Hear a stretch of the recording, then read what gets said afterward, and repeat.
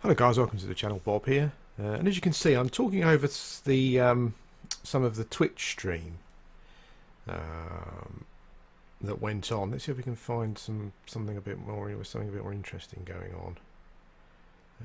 I'm not going to be talking for super long anyway. Anyway, yeah, this is the Twitch stream that went on the other day for Pantheon. So this is like a follow up to the previous video, and also just a few quick comments about the game itself. I've got no audio going. It's just a game basically. I wanted to pick up on some comments that were made on the previous video, mainly because I'm not sure what to call this video. Something like that's the internet for you type thing, you know, because I kind of read the comments and I go back and listen to the video that I made, and you kind of get this thing on the internet where people read or listen to something, and if it doesn't come out to a super positive, you know, bearing in mind that there are millions of shades of grey between negative and positive, if it doesn't come out to a super positive, they immediately put it in the negative category, should we say, the negative side, and then kind of get all sort of arsey about it. And and go all internety, and it's a bit weird that, but I guess it's just the internet, you know. It's just the way the internet works. People just seem to have a bit of an issue with kind of listening. Like they kind of listen or read something, and they'll take out the bit that they don't like, rather than listen to it in context or as a whole, and then they'll kind of pick on that bit. So that's kind of why I wanted to just do a bit of a follow up to the previous video. I think there was kind of 2 or 3 points. I think the first point is to do with who was part of the stream. I think people, 2 or 3 people came in and they kind of think that you're immediately, I guess they're fanboys of him. I've got no idea, but they come in and they think that they pick out the bit they want to pick out, and then they treat it as though you're kind of criticising him when that wasn't the case at all. I mean, strangely enough, I'm actually a follower of his. I have him for a while. Probably been a follower of him longer than some of the people who were commenting in the video. And certainly, what you know, the video was not aimed at being negative towards him at all. I don't even know him. You know, maybe when people come in and sort of defend someone, maybe that's kind of says more about them than it does about you.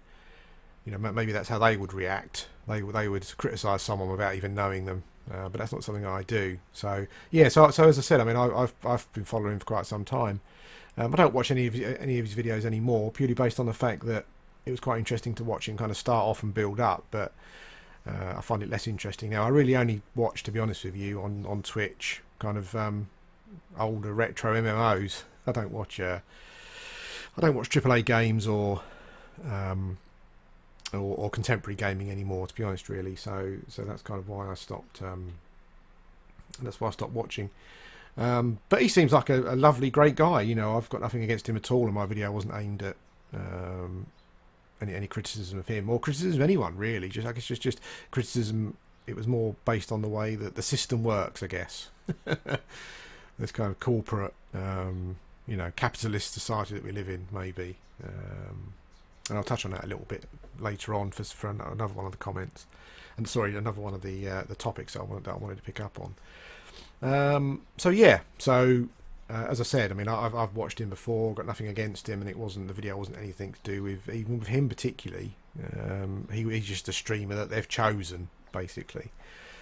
Yeah, so that's that point. The second point is, again, you know, that's the internet for you type stuff.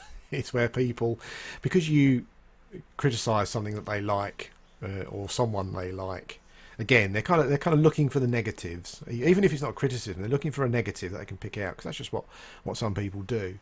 And one of the things, it's kind of like I don't even believe that people have the front to come and make those sort of comments, because it's so cliched. You know, it's so cliched to go to something where you've read or you've listened to something, and then for some reason you don't like it, and one of the big cliches is to say, oh, you're just salty or bitter. Salty's a strange one. I can't believe people really say it. It's just one of those things where do people really say that? You know, it's just I say it to my wife, actually, like, ironically, because she doesn't know what it means. Or she does now, but she didn't. But yeah, it's another one of those memes that I can't believe people say. Why would you get involved in using those kind of things when you know everyone else does them? You know, it's I mean, memes are just boring. Anyway, yeah. So one of the classic, you know, one of the classic comments you get for this kind of thing is people think you're bitter and salty, shall we say? And it's interesting because I don't consider myself, like when I talk about the little guys, I don't consider myself one of the little guys at the moment. You know, I haven't done anything for Pantheon. I haven't done hardly any videos for it.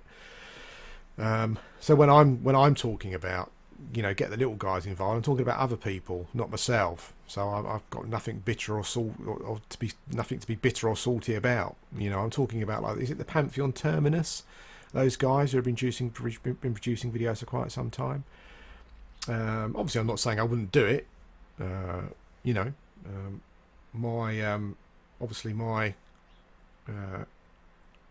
the views for my EverQuest videos kind of run into the few hundreds. Some of them have got more than 10,000. You know, so maybe over time that would be fair exposure.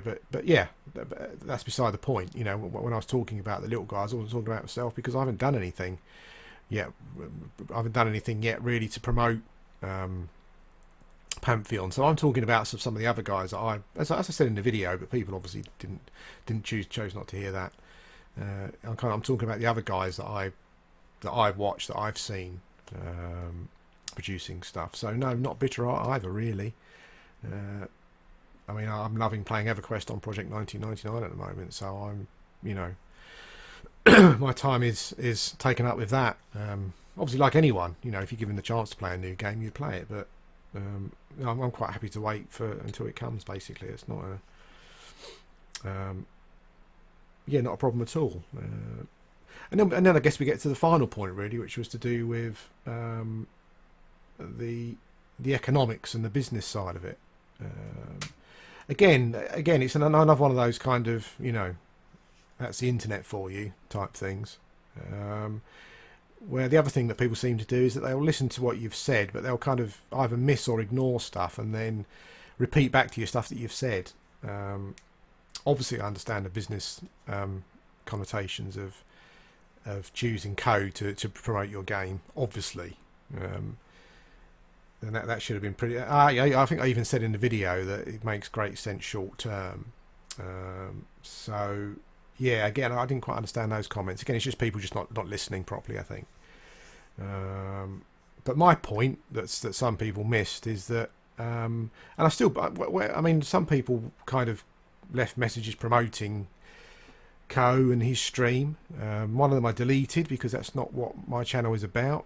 You know, I promote channels that I want to promote, not that people want to come in and promote on my channel. So that's why I deleted that particular post. But yeah, I mean, my feeling, whatever, you know, my opinion, what everyone else says, is that the business model that Co has got set up, and not him, but lots of other people, is not to play what will be, you know, let's kind of, you know, let's be honest here. I'm watching the stream. I'm loving the game. And I can't wait to play it. But it will ultimately be a niche game. You know, MMOs that have had massive budgets that have been released over the last sort of, I don't know, 5 years. They have gone on to be like fairly niche games. You look at the population. The Pantheon doesn't have that sort of budget, and also it's aiming more at a hardcore audience, and so it's going to be a niche game. And Co and other people with his business model on Twitch won't you know, continually stream a niche game. That's not how it works for them. And unless he's looking at affecting his, you know, unless he's actually going to dedicate time to it, and he's going to say, well, stuff the numbers, stuff the money. That I've been bringing in, playing AAA games and contemporary games. I'm gonna stick with Pantheon. You know, I don't think that's going to happen. You know, I don't think I don't think his business model or stream is similar to him. You know, that's how they run their business. You know, that they go from AAA game to AAA game because that's what people quite often, not always. Obviously, there's a group of people that don't, but I would say that most people, and I've seen it in, and I said I've been on his stream, and I've seen it in stream before, where a lot of people after a period of time goes, "Can you stream this game? Can you change the game? You know, this game's getting a bit boring now." And I don't think that, from what I've seen, again, just my personal opinion, but from what I've seen, I don't think that his community will, you know, will kind of want to see Pantheon streamed long term, or even medium term. You know, I'm pretty sure that a period of time after Pantheon's been released, you know, things will move on because he's running a business, and that's how it works, and that is how it works. It's the same with Visionary Realms. I think that sometimes we get caught up in this whole community thing. I'm part of this community, and that's what it's all about and stuff. And it is to a certain extent, but you know, ultimately that person is running a business to support his family. That's what it's about, really. You know, even though I think people try and give the impression that that's not what it's all about. Yes, so he's got a family to support. He's running a business, and I don't think that Pantheon is a sort of game where it will a whole you know, it will keep that business going as it needs to go. You know, and for I think for these sort of niche games, that's not why we do it. I do EverQuest P99 games, P99 videos, not because you know, it's going to make me a big streamer or YouTuber. It's because I enjoy doing it. I just don't think that these niche kind of games will do for someone what they, you know, particularly someone who's already got their business going, and they need to keep it going at a certain level. So yeah, but that's not to say that. And other people come in and say, well, you know, he's talked a lot about Pantheon and he played EverQuest back in the time. Well, unfortunately, you need to get realistic. That's irrelevant next to running his business to support his family. Unfortunately. We kind of have this idealist thing, don't we, where people are always 100% genuine and they're 100% doing what they want to do, but it gets to a point where you have to keep going what you've started, you know, and sometimes you have to do things that you don't want to do, and sometimes you have to do things for your viewers, even if you're not particularly you know, 100% sort of with it. It's much easier, obviously, doing games because, I mean, I guess like most people, I like playing all games, so I always enjoy playing any game. But I don't think that a Twitch streamer can focus on a niche game. That's just my opinion. You know, I think that after a reasonably short space of time, people will move on. You know, and I think the people who will be pushing the game and are dedicated to it will be the smaller people, and that was my point. I've kind of, in a roundabout way, my point is that not that they shouldn't use a big streamer to, and people even someone even said, oh, he's not even that big a streamer. Well, he is actually. There's a time period that he's kind of got locked down. If you go and, other than obviously League of Legends and Hearthstone, you know, he is big. He's got a certain sort of viewership that's locked down a certain type of day, so at a certain time in the morning. But in a roundabout way, my point is that not that they shouldn't use a bigger streamer, but they should also get some of the smaller guys involved, because, as I said, long term it will help them. It will help the channel to grow, and as the channel grows, it helps the game. It just makes perfect sense to me. But yeah, but as I said, you know, that's the internet. People don't want to see that. They just want to pick out the bits that they've had a problem with, and you know, and criticise those rather than take it as a whole. But yeah, but that was my whole point for the video. Do whatever you want with the big guys, but you know, give the little guys something to go with as well, because I think long term, and I'll say it and I'll stick by it, whether it's right or wrong. You know, and history will show whether I'm right or wrong or not. But any big popular streamers who start playing Pantheon, they won't be long term. Well, when I say they won't be long term supporters, I imagine they'll carry on playing the game for quite some time. But their business model, I don't think, is a long term support thing. It's a support sort of outlet for Pantheon, and I think the smaller, more dedicated channels will be. and I just think that those guys should get a go. It doesn't look like they're going to, unfortunately. I mean, getting onto the game and some of the comments made, I think the streamer sort of was talking about private servers, and I think it was Brad McQuaid who said that. Oh, I hadn't thought about that, but now you've mentioned it, I wouldn't play at that point. Completely destroys the MMO. You know, I didn't like that. That was someone trying to get their own bit of land, you know, away from everyone else, and I don't like that sort of stuff. It works with Rust, you know, and Ark and all those sort of games, but not with an MMO.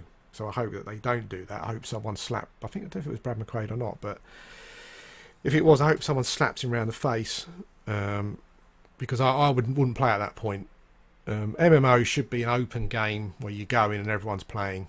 It shouldn't be something where people have got their own little bit of land because they're this and that. I'm not happy with that at all. Hopefully that doesn't happen. But the game itself looks amazing.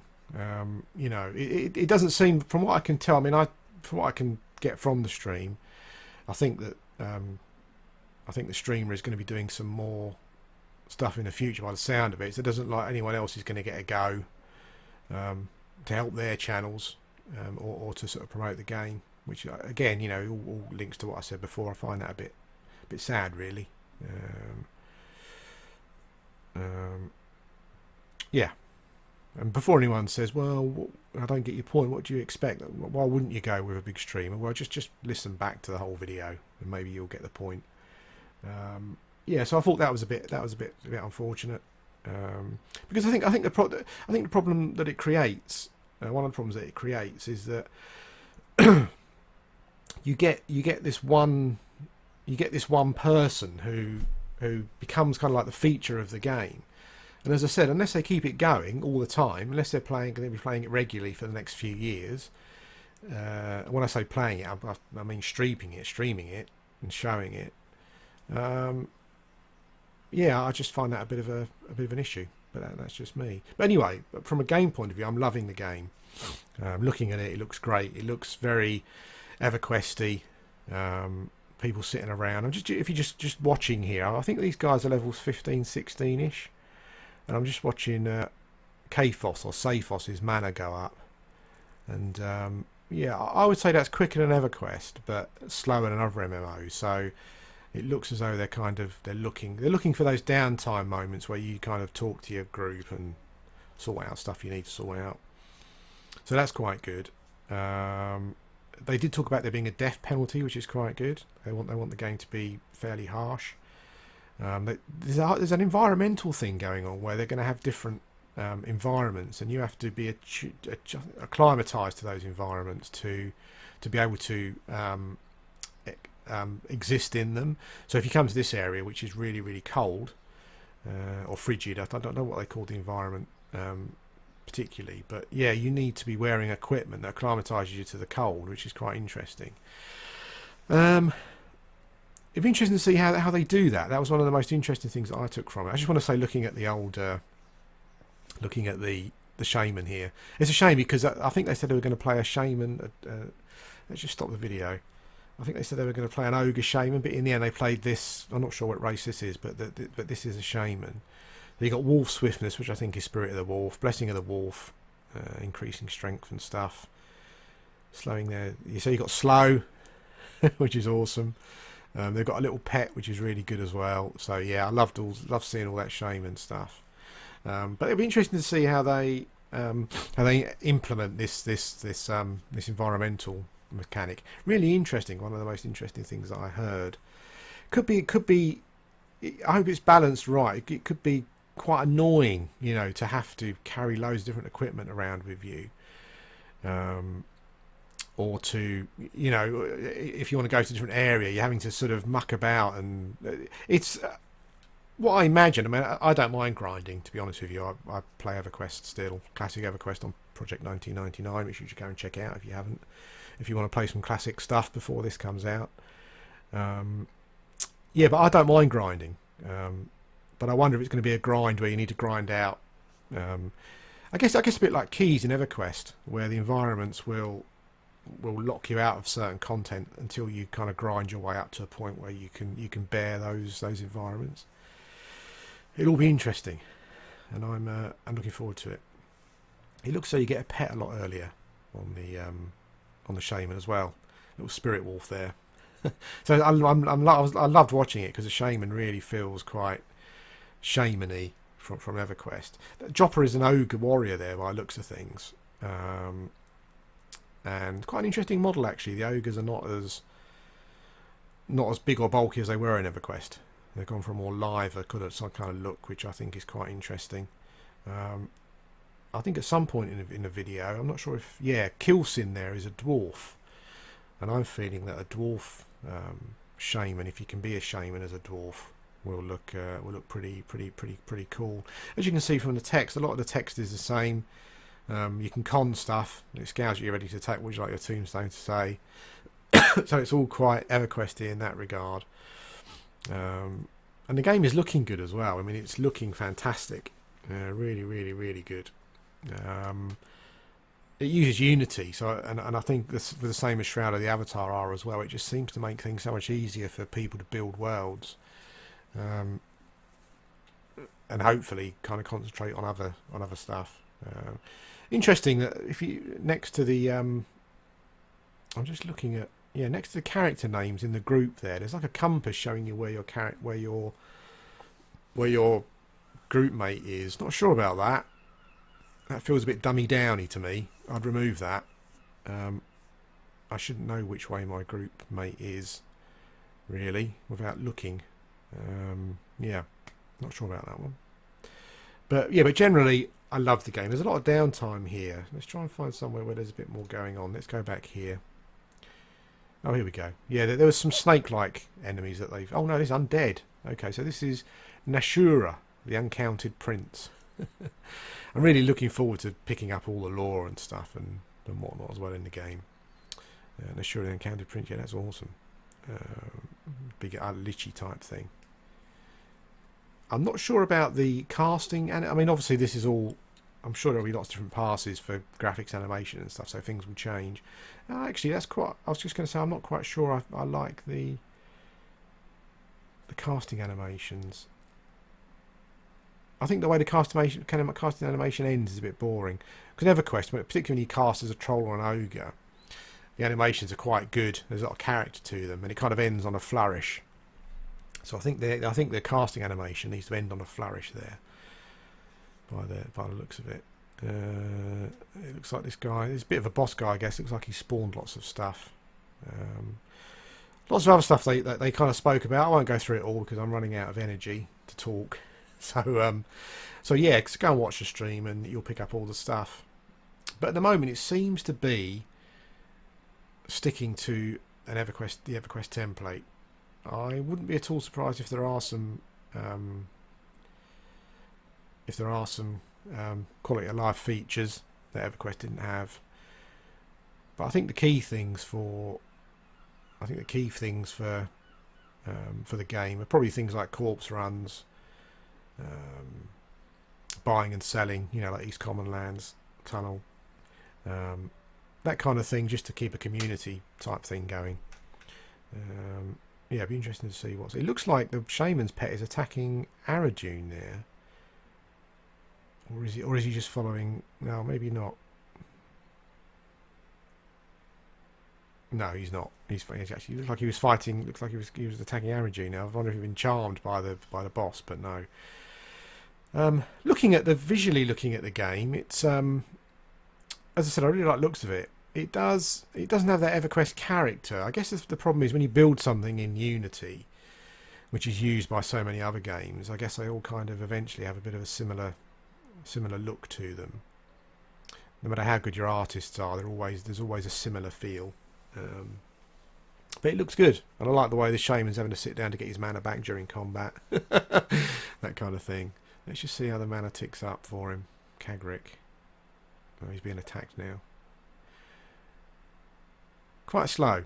I guess I need to balance things out. It seems to me as though the mana will tick up quicker than EverQuest.